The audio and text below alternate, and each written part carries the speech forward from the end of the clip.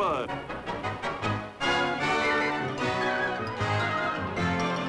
The Jack Benny Program.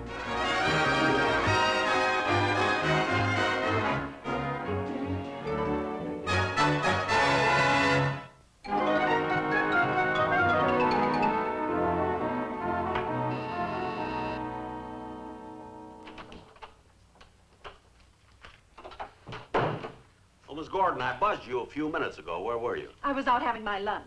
Oh, well, look, I finished writing my monologue for the show, and I want you to take it down. Oh, certainly. Now, we open, as usual, you know, with the billboard and then my theme song. Then I walk out, and I do this, of course. Thank you. Thank you. What are you doing? I'm trying to stop the audience from applauding. What audience? Miss Gordon, I'm just trying to get the feel of this thing, that's all. Rehearsing.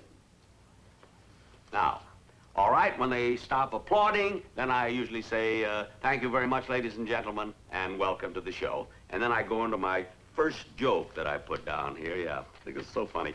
I say, yesterday I went to the wedding of one of the boys in my orchestra, you see, and Frank Remley was the best man. He had the honor of pulling the cork out of the wedding cake. I better wait here a long time while the audience laughs. Well, if you're going to wait until they laugh at that, you'd better come out with a chair.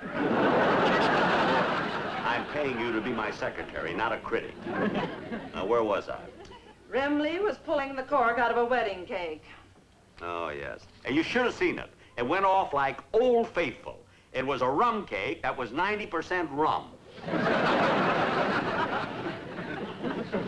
What's the matter with you, Miss Gordon? This is a very funny routine. Well, maybe. But I guess I'm just tired of hearing you make fun of the boys in your orchestra. It isn't very nice. After all, they are human beings. At least that's what the report from UCLA said. It wasn't unanimous. They weren't sure about Sammy, the drummer. They said if he had one more eye, he could be a potato. He certainly was fried last night. Hey, that's good. Fried last night. Put that down now. I'll do it in my monologue. Now, here, take this and make 6 copies. Yes, sir. Oh, by the way, Miss Gordon, did you get the reservations from my sponsor and his daughter to be here for the weekend? I have the confirmation right here. Friday, Saturday, and Sunday for Mr. Lewis and his daughter. I got them a beautiful suite with a very nice view. Oh, good. Mr. Benny, your sponsor was just here last month. Why is he coming back so soon? Well, it's time for him to renew my contract. I guess he wanted to talk to me about it personally. And, by the way, I think I better line up some nice dates for his daughter because she's the apple of his eye, and it wouldn't hurt to have her on my side. No, I guess not. Well, I'll just type up these jokes for you. Okay. Let's see, who can I get to take the sponsor's daughter out? Somebody that'll really impress her. Now, Fabian is on location. Frank Sinatra Jr. is in New York. I wonder if John Wayne's son is in town. I think I'll call and find out. Oh, hi, Jack. Hello, Don. Pull up a chair and sit down. I'll be with you as soon as I finish this call. Okay. You know, I'm calling John Wayne to see if his son can take the sponsor's daughter out. Oh, hold it, Jack. What? Well, when I was talking with the sponsor this morning, long distance, about the commercials, I took the liberty of telling him that his daughter would be well cared for while she's here, that she'd have dates every night. Oh, boy, I'm so glad that's settled. Who'd you get to take her out? My son, Harlow. Harlow? That side of beef? Now, the sponsor's daughter's a beautiful, sophisticated girl. A glamorous debutante who's been to London, to Paris. She has her pick of all the eligible young men in the East. Now, get on that phone, call the sponsor, make some excuse. Get out of it. I will not. I refuse to believe there's any girl too good to go out with my son. All right, Don. All right, but remember, I'm warning you right now. If anything goes wrong, if there are any repercussions, you've read your last commercial on my show. Well, that's all right with me. But Harlow's going out with the sponsor's daughter, and that's that. Makes me so mad. Don. kicking and sit down and relax. Oh, I can't help it. I'm mad. Well, dear, maybe Jack's right.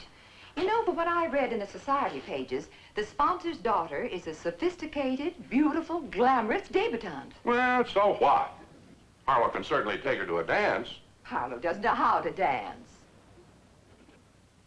Well, then he can take her to a nightclub. He's never been to a nightclub. Well, then he can do whatever he does when he takes a girl out. Harlow's never taken a girl out. He's never taken a girl out? Never. He's not ready for that yet. Well, that's your fault.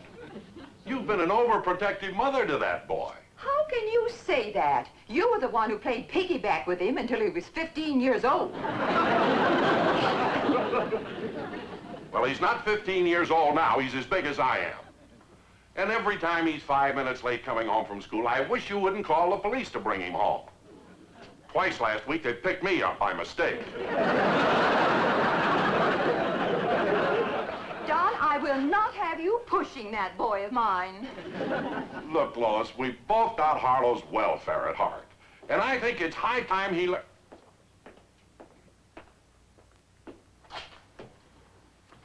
Why is it every time I come into a room, you stop talking? Nothing, Harlow, nothing. Mother, have you seen my model airplane magazine? Oh, yes, dear. It's on the hall table. Thanks.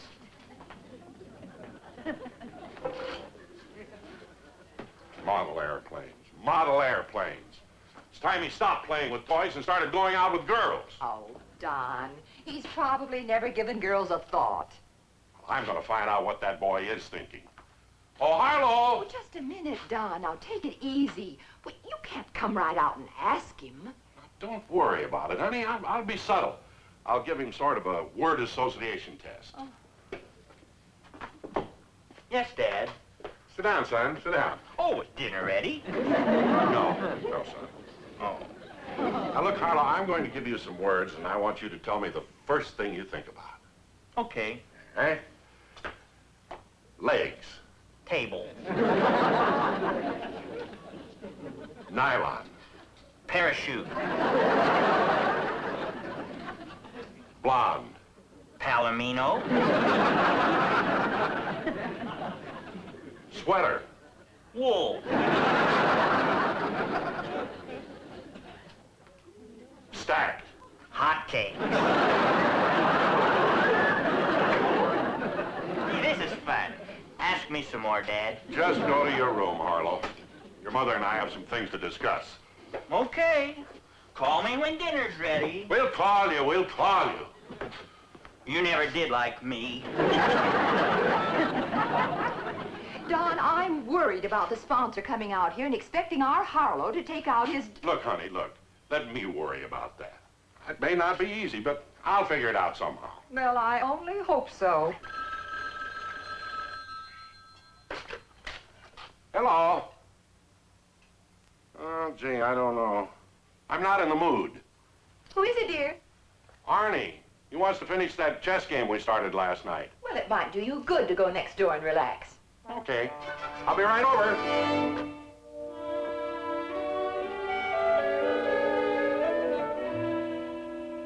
Don, it's your move. What? I said it's your move. Oh. I can't keep my mind on the game. You know, Arnie, my problem is... Yes, I know. You told me 3 times. Your sponsor's coming out, bringing his daughter, and Harlow is supposed to take her out and show her a good time. Now, your problem is how to make a social butterfly out of an elephant. I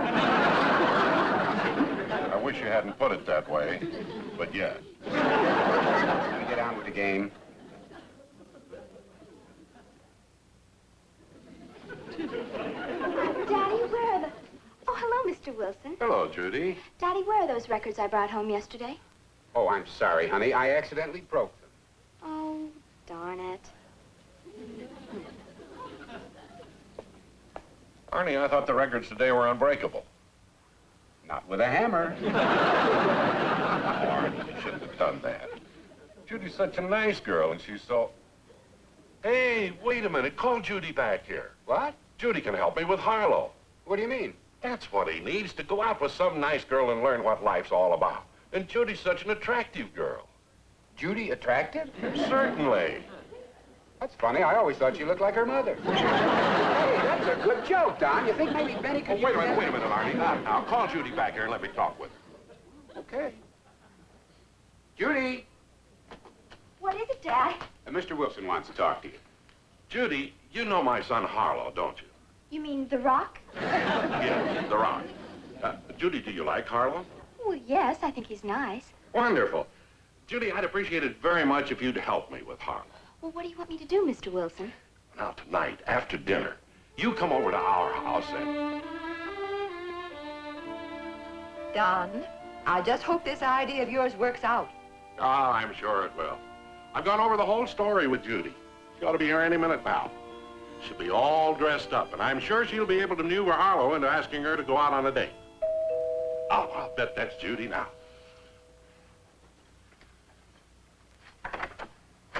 Hello, Judy. Hello, Mr. Wilson. Mrs. Wilson. Hello, Judy. Harlow.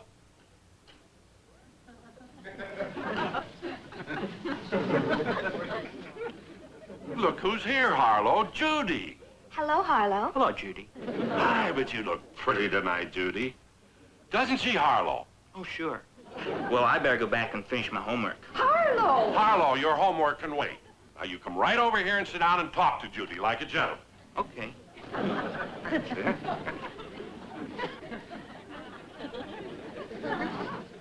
Come on, Don. The dishes have to be done.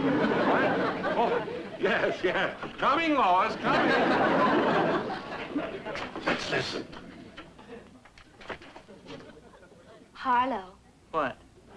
you don't mind if I sit close to you, do you? No, Judy, I don't mind.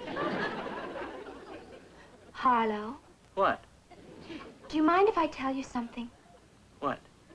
I think you're the nicest boy in the whole school. You do? Mm-hmm. And Harlow, What?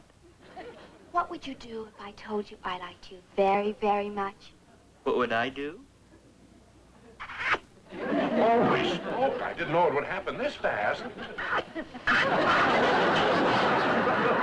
Harlow, will you stop sucking on that orange and answer me? What did you ask me? It wasn't important. What? Haven't you ever had the feeling that you want to be with a certain person and to go places with her and to get close to her? I mean, when the moon is shining and everything. Doesn't that have any effect at all on you, Harlow? Well, sometimes it makes me want to... Go on, go on! What's going on here? It's nothing, Harlow, nothing.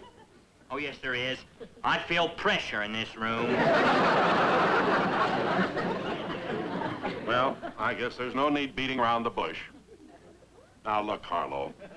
Your mother and I have both gone to a great deal of trouble to teach you how to act with girls, how to take a girl out on a date. But, Daddy... Don't but daddy me. Now it's time you got started. Now, Judy's all dressed up. Look, here's some money. I want you to take her to a movie. Oh, Daddy, Don't argue with me, son. And after that, I want you to take her to the ice cream parlor. And tomorrow, I want you to take her to a concert. And the next day, to a restaurant. Show her the town. Learn how to act with a girl. Now, come on, get going. Come on, Judy.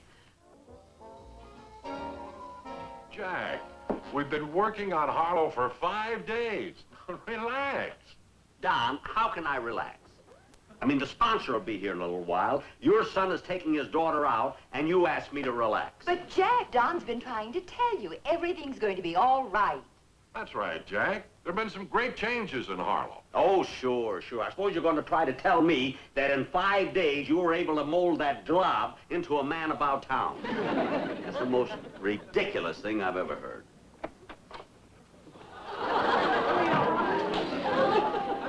Dad, would you mind if I borrowed your gold cufflinks? Oh, not at all, son. Thanks. Oh, good evening, Mr. Benny. I didn't see you standing over there. How have you been? Fine, Harlow, fine. I'm so happy to hear that. Say, that's a very handsome cravat you're wearing in such good taste. Cravat? Oh, my tie. Yeah. Well, I hope you won't think I'm abrupt, but I do have to finish dressing. Father, Mother, may I be excused, please? Oh, yes, Harlow. Thank you. Arrivederci.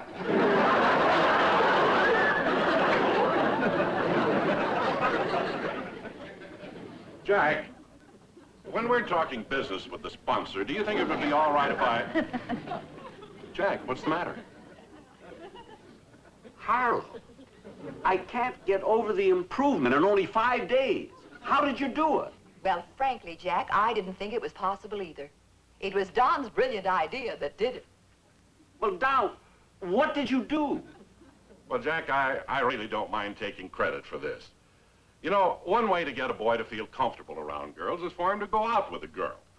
So I talked Judy Weber, the little girl next door, real cute girl. I talked Judy into letting Harlow take her to the movies and to dances, to the theater and the nightclubs. And I saw to it that Harlow was with her every waking minute for the past 5 days. Well, it's absolutely amazing. Oh, by the way, Jack, what time do we leave to meet the sponsor? Oh, we won't have to leave, Don. You see, I left word for him to come directly here from the airport. Now, his plane got in about a half hour ago, so he should be in any minute.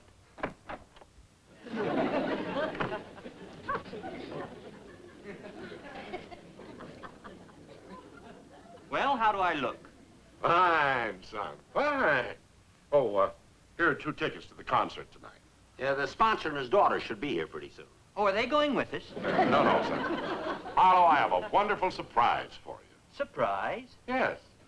Mr. Benny's sponsor brought his daughter with him from the East, and I told him you'd take her to the concert tonight.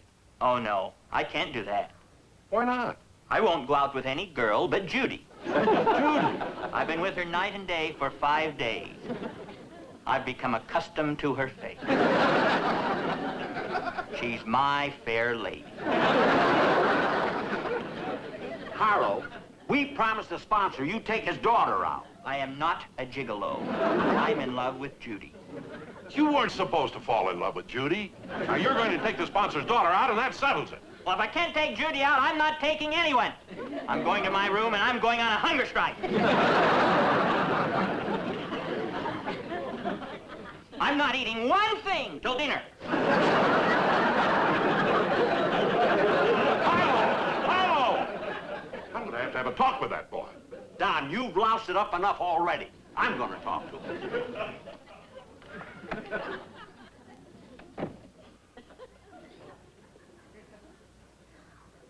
Well, don't look at me like that. How did I know he'd fall in love with Judy? How could he do a thing like that?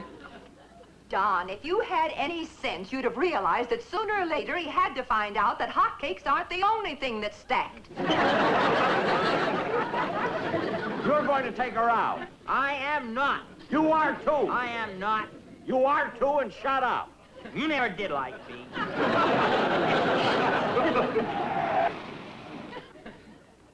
You're going to take her out. I am not. Quiet in there, you two. The sponsor and his daughter are on the way up the walk.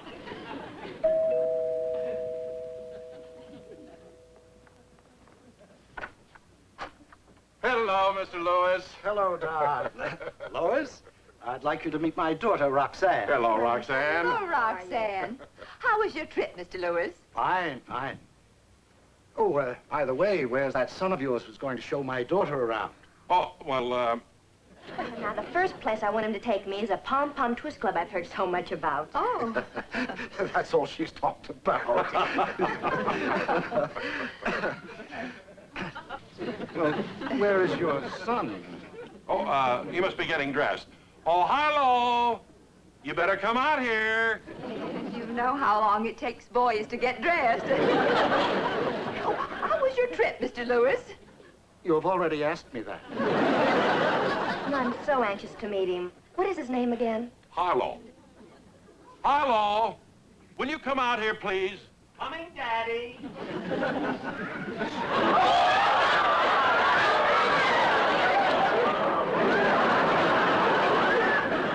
Bye, Mother. Mr. Lewis, you must be Roxanne.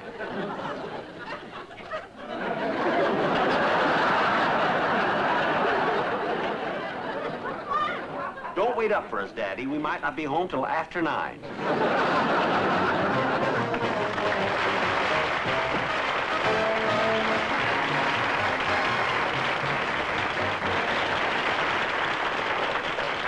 thank you, ladies and gentlemen. I hope you all enjoyed the show.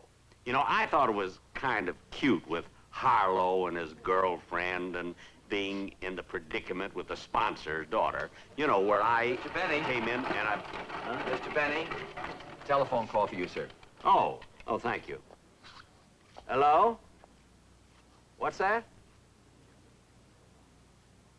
You were watching the show and something's bothering you?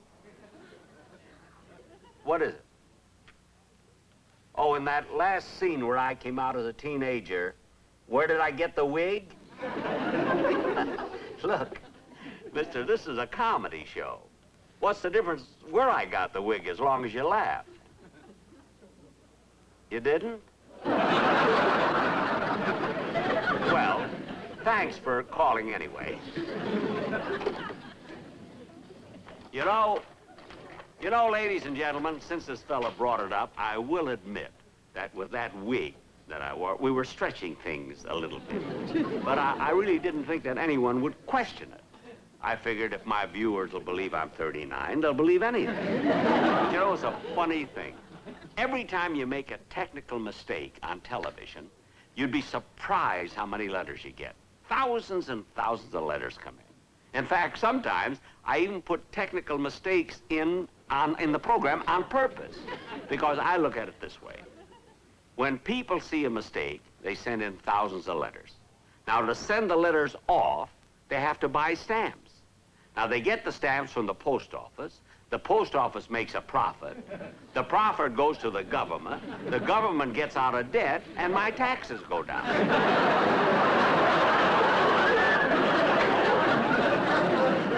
Oh, yes, there's something else I wanted to tell you. Oh, yes, I'll be seeing you soon.